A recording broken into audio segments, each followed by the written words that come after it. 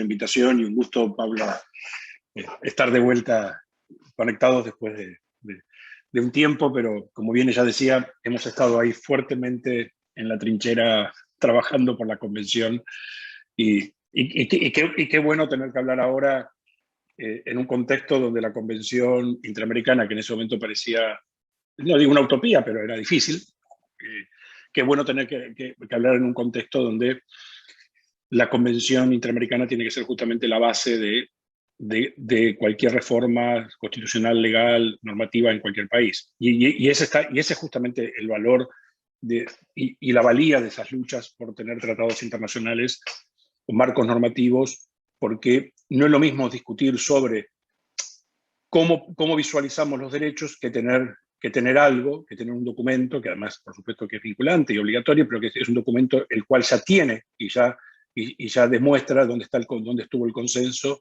y el consenso tanto de varios sectores de la sociedad, pero lo que es más importante en el sentido de lo vinculatorio es que tuvo el consenso de un proceso muy complejo de discusión coma por coma y de aprobación por parte, primero, de los estados y después ese proceso que hace cada uno de los estados internamente para ratificarlos y por lo tanto darle validez al interno.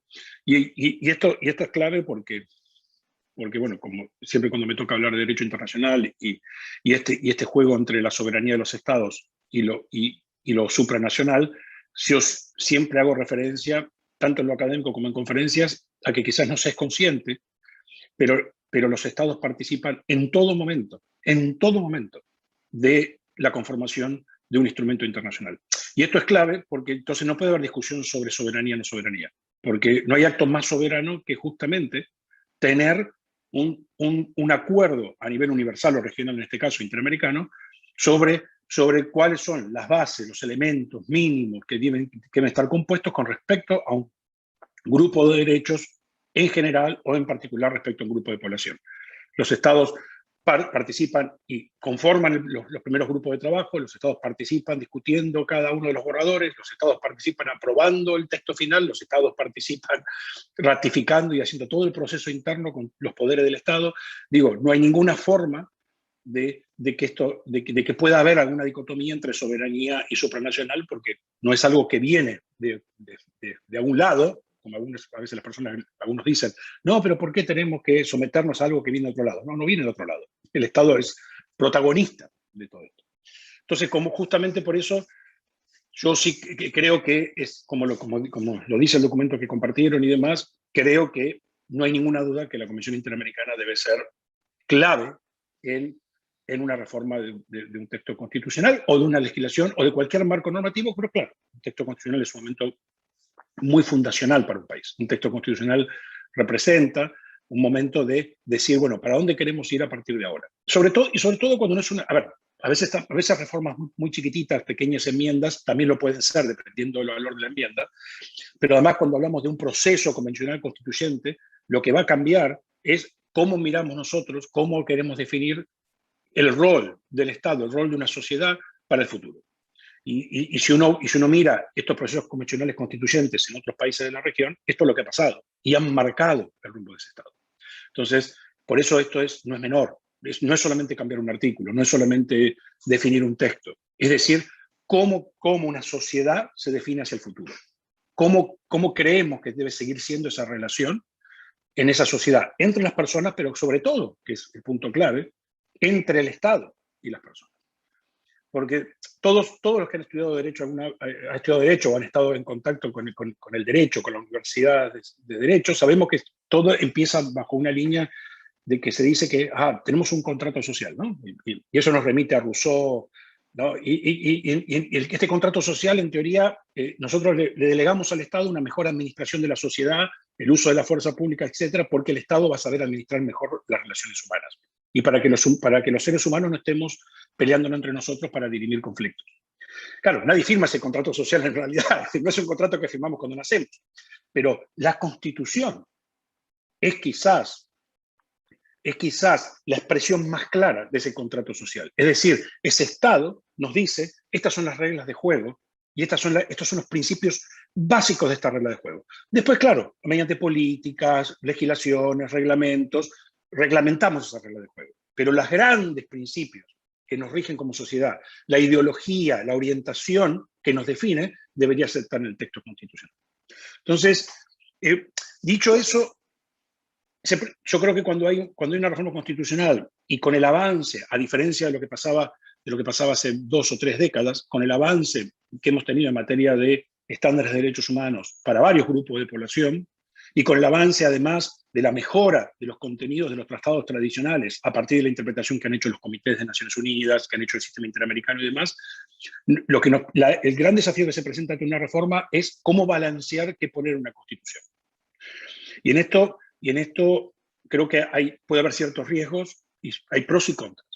Si yo hago un texto constitucional que sea muy abarcativo y muy reglamentarista, es decir, muy detallista, corro el riesgo de encerrarme en situaciones que, pues, si por alguna razón luego descubro que no fue la mejor expresión o que esto ha sido interpretado de una manera por la justicia que no es la mejor, tengo un texto constitucional que sabemos que es muy difícil reformar. Después pueden pasar 30, 40 años antes que lo reforme. Entonces, si bien yo sé que es atractivo el hecho de ser detallista, ojo que en los detalles puede haber problemas. Porque además hay una negociación, en cualquier convención constituyente hay negociaciones, y los textos, las comas, las palabras, pueden dar lugar a interpretaciones que no pueden ser necesariamente las que busquemos. Yo lo que no tengo duda es que una constitución tiene que ser muy clara en los principios, en la orientación, en las grandes definiciones, en dejar sin ningún tipo de dudas el concepto de sujeto de derechos, en dejar sin ningún tipo de dudas a la persona, en ese grupo de población, en el colectivo, pero en el individual. A la persona más allá de a qué grupo pertenece. Digo, por supuesto, en el documento ustedes mencionan con mucha claridad el viejo tema de la familia, ¿no? de la gente que es parte de la familia. Sí, claro, la familia es una referencia importante, pero la familia no es un lugar donde yo dejo mis derechos. La familia es un lugar donde, en todo caso, forma parte de un proceso de contención y de una organización social, pero que de ninguna manera es un lugar donde yo resigno mis derechos. Y esto no es nuevo, y esto no es propio solo de las personas mayores, y yo siempre uso la experiencia que por suerte he tenido en estos más de 25 años de profesión, que me ha tocado trabajar con niños, que me ha tocado trabajar con personas con discapacidad, y me ha tocado trabajar con las personas mayores. Y es exactamente el mismo problema, que los niños que son muy niños, y entonces vamos a proteger a los niños. Y esa protección de los niños ha sido la peor protección posible. Y las personas con discapacidad, sobre todo de discapacidad intelectual, no, porque pobrecitos los tenemos que proteger. Y ahí otra vez volvemos a vulnerar los derechos porque los protegemos. Porque esa protección no es verdad. Y pasa lo mismo con las personas mayores. Ya están muy viejitos, vamos a protegerlos. No protejamos a las personas, protejamos a los derechos de las personas. Entonces, cuando salimos de la lógica de proteger a las personas y transitamos a proteger los derechos de las personas, ahí es donde tenemos el marco de protección y el marco de actuación estatal que tiene sus límites. Porque bajo la excusa de protección es donde yo paso todos los límites. La familia quiere lo mejor para esta persona. El juez sabe que es lo mejor para esta persona. El funcionario público sabe lo mejor que esta persona. No, nadie sabe qué es lo mejor para esa persona. Primero preguntémosle a la persona. Y en aquellos casos terriblemente excepcionales, donde por alguna razón la persona no puede expresar su voluntad, porque hay casos, situaciones extremas, vamos a buscar todas las formas de apoyo, como lo dice muy bien la Convención para la Protección de los Derechos de las Personas con Discapacidad, para cada vez que podamos poder tener el consentimiento informado de esa persona. Busquemos las diferentes formas para lograr entender y escuchar cómo esa persona y qué es lo que quiere esa persona, y en todo caso le daremos los apoyos necesarios para poder ejercer su voluntad. Pero dejemos de reemplazar la voluntad de las personas que queremos proteger. Y esta para mí es una clave central de cualquier discusión, porque de ahí hay que empezar. Protejamos los derechos y empecemos por escuchar. El desarrollo que hay en materia de niñez es excelente en esta materia y es absolutamente trasladable a las personas mayores. Y con esto no quiero decir que estoy infantilizando a las personas mayores, estoy hablando de principios, ¿sí?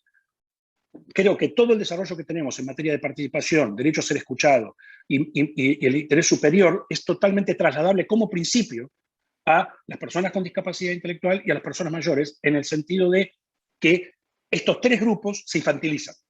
A los niños pues son infantes, a las personas con discapacidad pues se los considera que son como niños, y a los adultos, sobre todo a aquellos más mayores, se los infantiliza también la sociedad de vuelta y se los vuelve a poner como un objeto que no dice nada, que no tiene una vida propia o que no tiene nada para decir. Entonces, ese derecho a ser escuchado en toda ocasión y que nunca puede ser renunciado, y esto, el desarrollo en materia de niñez ha sido bastante bueno en algunos países y algunas experiencias, pero sobre todo ha sido muy bueno en términos académicos y formales y del Comité de los Derechos del Niño, es aún un niño de 2 años, hay un niño de 1 año, tiene derecho a ser escuchado. Y ahora dice, hoy, ¿cómo voy a escuchar a un niño de 1 año? Sí. Y todavía hay países que hacen un esfuerzo por decir, no, lo voy a escuchar a partir de los 12. ¿Por qué lo vas a escuchar a partir de los 12? ¿Por qué no a los 10? ¿Por qué no a los 9? ¿Por qué no a los 7? Es decir, no hay protección verdadera de derechos, no hay sujeto de derechos si yo creo que puedo reemplazar lo que esa persona tiene que decir y lo que quiere y cuál es su voluntad. Entonces, para mí hay conjuntos de principios, que claro, por supuesto, la Convención Interamericana habla de autonomía, habla de vida, entonces digo, yo creo que esto es central de incorporación, porque eso tiene que guiar todo lo que se legisle luego en consecuencia para la aplicación de ese nuevo texto constitucional. Y otra vez, la Convención es la gran guía, pero insisto, tenemos que tener cuidado de no querer depositar todos los principios de la Convención dentro de la Constitución, porque podemos abundar en materia constitucional. Además, si todos los grupos de población hicieran lo mismo, la Constitución sería una Constitución extremadamente compleja, pero que habría que buscar fórmulas en la discusión para aquellos temas que comparten los grupos de población y que son los temas de situación de vulnerabilidad y de violación de derechos más comunes, que de pronto haya esos principios centrales que beneficien a más de un grupo de población para luego entrar en un articulado, en una sección de articulado más específica que permita individualizar aquellos temas muy específicos de las personas mayores y que permita además ser una guía muy clara, una guía vinculante además, ¿no? Claro, es un texto constitucional, pero una guía muy clara para la actividad legislativa posterior. Y ahí creo que es un tema central. Yo quiero destacar lo que dijo Pavel también con el tema de la discusión ciclo de vida, curso de vida y universalización. A mí me tocó varias veces, por invitación de muchos colegas que me han invitado en su momento para las diferentes discusiones que ha habido en el país sobre el tema de universalización y el tema del código de niñez y demás. Yo creo que hay que tener mucho cuidado con universalizar tanto que nos olvidamos las especificidades. Porque tarde o temprano eso al final se termina pareciendo a lo que había en el pasado, que un ministerio es el ministerio de todo. Ministerio de mujer, de niño, de adulto, de personas con discapacidad, es tanto todo que después no es nada. Entonces, a ver, la universalización y el concepto de ciclo, de curso de vida, por supuesto, hay que hacerlo, porque además lo que me va a pasar, por ejemplo, lo que me va a pasar cuando sea una persona mayor o en el envejecimiento, no se produce solo ahí, se produce mucho antes. Si yo tengo 15 años, y esto es una discusión que la otra vez hemos tenido muy interesante, una reunión que me invitaron del Comité de los Derechos del Niño para hablar sobre el tema de participación de niños. Bueno, entonces alguien decía, no, pero tiene que participar en todos los asuntos que les conciernan. Y yo digo, ¿qué asunto no le concierne? ¿No le concierne al medio ambiente? ¿No le concierne una discusión sobre reforma de la ley jubilatoria? Porque si yo tengo 15 años, la reforma que me hagan de la ley jubilatoria me va a afectar a mí, me va a afectar cuando tenga 50 años más. Entonces tener esa conciencia de que con todo nos concierne, ¿eh? y ese es un tema clave, pero por eso digo, pero tener cuidado, porque cuando yo generalizo y universalizo, siempre aplicando, sí, por supuesto, el concepto de curso de vida, pero no olvidarme que yo tengo que tener personas especializadas, yo tengo que tener capacidad de visualizar, de saber, de usar los saberes y sobre todo de establecer mecanismos, que es una de las grandes deudas además, y que yo creo que eso sería clave que la Constitución lo establezca. Las grandes deudas es que todavía el famoso derecho a la participación social no es real. Hay muy pocas experiencias sobre verdaderos mecanismos de participación. Hay algunas cosas interesantes a nivel local, en algún lugar, en otro, pero realmente lo que venimos diciendo hace años bajo el enfoque de derechos humanos, de que las personas deben participar activamente en la elaboración, en el diseño de políticas públicas y de programas y en el monitoreo, esto en términos generales no sucede en ningún lado. Y este es un tema central. La gente tiene que ser protagonista de sus propias historias y tenemos que democratizar los procesos, especialmente de parte del Poder Ejecutivo. Yo sigo insistiendo, y es algo que lo vengo sosteniendo hace muchos años, que en su operación, los poderes ejecutivos terminan siendo el poder menos democrático de los tres poderes. Y cuando digo esto, lo digo por razones, y no estoy hablando de gobiernos, estoy hablando de procesos de funcionamiento.